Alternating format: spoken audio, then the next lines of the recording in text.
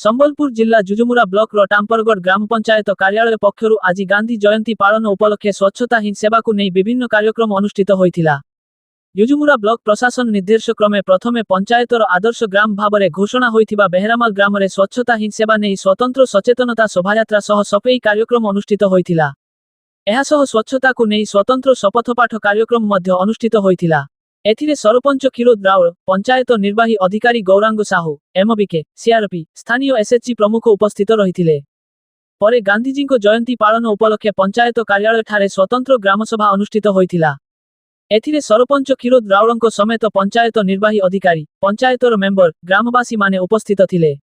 ଏଥିରେ ସମଗ୍ର ପଞ୍ଚାୟତର ସାମଗ୍ରିକ ବିକାଶ ନେଇ ଆଲୋଚନା କରାଯିବା ସହ ବିଭିନ୍ନ ପ୍ରସଙ୍ଗରେ ଆଲୋଚନା କରାଯାଇଥିଲା।